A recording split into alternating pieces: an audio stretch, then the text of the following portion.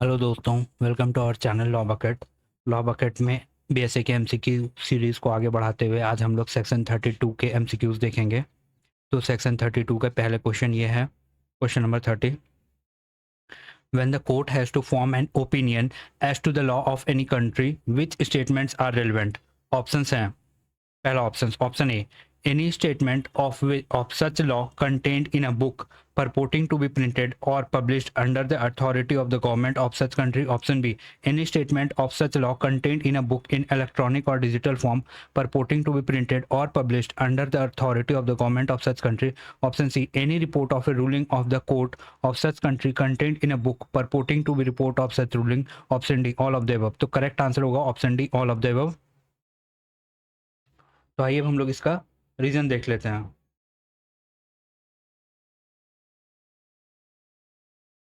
Section 32 courts को ये अनुमति देता है कि वो ऑफिशियल लॉ बुक्स और कोर्ट रिपोर्ट्स, चाहे वो प्रिंटेड हो या डिजिटल हो, उन्हें लॉ के एविडेंस के रूप में रेलिवेंट मान सकें। Question number 31, statements of law are relevant when content in options. पहला ऑप्शन है a book purporting to be printed or published under the authority of the government of such country. Option B, a book in electronic or digital form purporting to be printed or published under the authority of the government of such country. Option C, a personal diary of lawyer. Option D, a private notebook of a student. तो correct answer होगा हम लोग का option A और option B. आइए हम लोग इसका रीजन देख लेते हैं। सेक्शन 32 केवल वही लॉ बुक्स एडमिसिबल है जो ऑफिशियली अथॉराइज्ड हो, चाहे वो प्रिंटेड फॉर्म में हो चाहे वो डिजिटल फॉर्म में हो। प्राइवेट राइटिंग्स या अनऑथराइज्ड बुक एडमिसिबल नहीं होते हैं। Question number 32, reports of the rulings of the courts of a country are relevant when content in a. Options. पहला option, a book purporting to be a report of such ruling. Option B, a book in an electronic or digital form purporting to be a report of such ruling. Option C, a personal blog of the lawyer. Option C, a casual newspaper article. तो correct answer होगा option हम लोग का ए और B दोनों। Section 32 official law reports, चाहे वो printed हो या डिजिटल, को लॉ के रिलायबल सोर्स ऑफ एविडेंस के रूप में रिकॉग्नाइज करती है। Section question number 33. Section 32 applies when the court has to form an opinion as to options. Option A, a law of any country. Option B, a private agreement between parties. Option C, a fact of personal nature. Option D, a casual opinion of the witness. तो correct answer होगा a law of any country। तो इसका reason ये है, यह section केवल किसी देश के लॉ को डिटरमाइन करने तक सीमित है, यह प्राइवेट या पर्सनल मैटर्स पर अप्लाई नहीं होता है। Question number 34, which forms of law books or reports are recognized under section 32? Options, printed books purporting to contain such law. Option B, electronic or digital form purporting to contain such law. Option C, reports of ruling of court in printed books. Option D, reports of the ruling of the courts in electronic or digital form. Option E, all of the above। तो correct answer होगा ई, all of the above। तो section 32 स्पष्ट रूप से law books और court reports के printed तथा digital दोनों फॉर्मेट्स को इंक्लूड करता है, जिससे मॉडर्न सोर्स भी एडमिसिबल हो जाते हैं। आइए अब हम लोग सेक्शन नंबर 33 के एमसीक्यू की ओर बढ़ते हैं। तो सेक्शन 33 का पहला क्वेश्चन है, question number 35।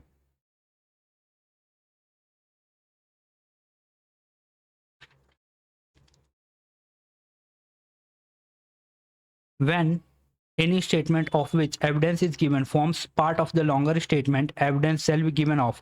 Option A, the whole statement always. Option B, so much and no more as the court consider necessary. Option C, only the first part of the statement. Option D, only the last part of the statement. तो correct answer होगा so much and no more as the court considers necessary। आइए अब हम लोग इसका reason देख लेते हैं। कोर्ट्स यह तय करती है कि किसी लंबे स्टेटमेंट्स का कितना हिस्सा और उसके मीनिंग और इफेक्ट को समझने के लिए आवश्यक है। पूरा स्टेटमेंट लेना जरूरी नहीं होता है, केवल वही पोर्शन लिया जाता है जो रेलिवेंट हो। Question number 36, Section 33 applies when a statement forms a part of option A conversation, option B an isolated document, option C a book or a series of letter or paper, option D all of the above। तो हम लोग जानते हैं इसका correct answer होगा option D all of the above. तो इसका reason देख लेते हैं सेक्शन 30 क्वेश्चन नंबर 36 का। सेक्शन 33 स्पष्ट रूप से conversation, document, electronic records, book या सीरीज ऑफ लेटर्स, पेपर का उल्लेख किया गया है, इसलिए ये सभी इसके अंतर्गत आते हैं। Section 37 evidence shall be given of so much of the statement, conversation, document, electronic record, books or series of letters or papers as option A the party desires, option B the court consider necessary in that particular case, option C the witness consider necessary, option D the lawyer consider necessary। तो हम लोग का correct answer होगा the option be the court consider necessary in that particular case. आइए अब हम लोग इसका रीजन देख लेते हैं। तो यह डिस्क्रिप्शन पार्टीज या विटनेस के पास नहीं है बल्कि कोर्ट के पास होती है। कोर्ट ही डिसाइड करती है कि कौन सा पोर्शन कंप्लीट अंडरस्टैंडिंग के लिए एसेंशियल है।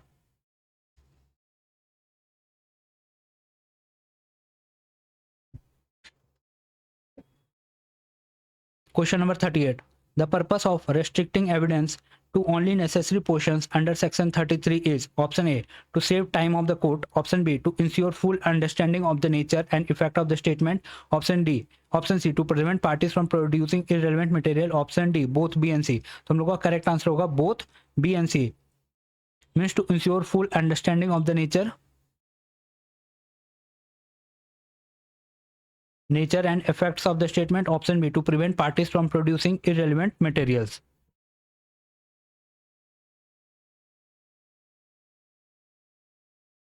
आइए अब हम लोग इसका रीजन देख लेते हैं।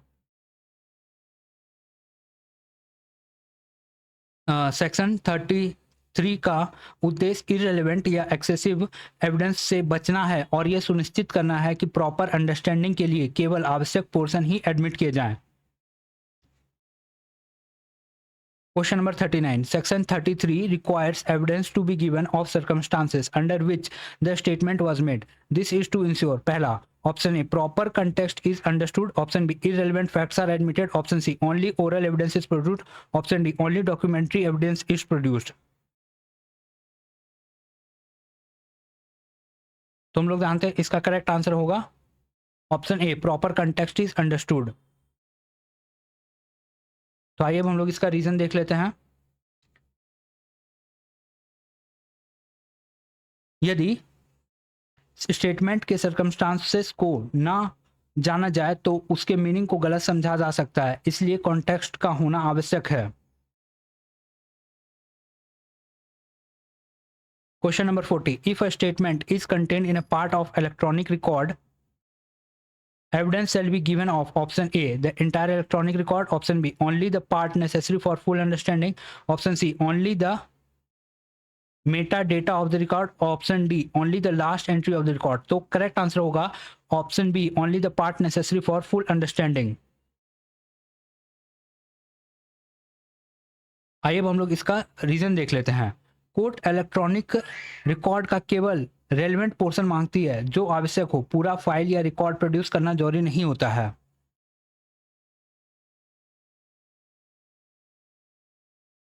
Question number 41 section 33 emphasizes that evidence shall be given of option A so much and no more of the statement as necessary, option B the entire book of series of letter, option C the all documents connected remotely, option D all conversation irrespective of the relevance। तो हम लोगों का correct answer होगा so much and no more of the statement as necessary। आइए अब हम लोग इसका रीजन देख लेते हैं। इस सेक्शन 33 का प्रिंसिपल है रिस्ट्रिक्शंस टू नेसेसिटी, अर्थात जितना आवश्यक हो उतना ही एविडेंस लिया जाए, ना उससे अधिक ना उससे कम। Question number 42 the guiding principle under section 33 is evidence must be exhaustive, option B evidence must be restricted to necessity, option C evidence must be oral only, option D evidence must be documentary only। तो हम लोगों का correct answer होगा option number b evidence must be restricted to necessity. आइए हम लोग इसका reason देख लेते हैं।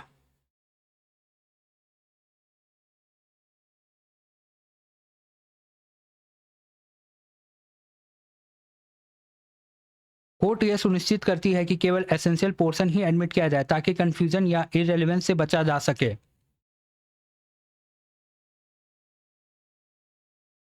तो थैंक यू गैस वीडियो में बने रहने के लिए। हम लोगों का सेक्शन 33 तक का एमसीक्यू से हो गया है और हम लोगों का सेक्शन 34 से जो एमसीक्यू होगा वो नेक्स्ट वीडियो में होगा। तो कीप वॉचिंग और हम लोग सेक्शन 34 का एमसीक्यूज नेक्स्ट वीडियो में देखते हैं। Thank you gas so much.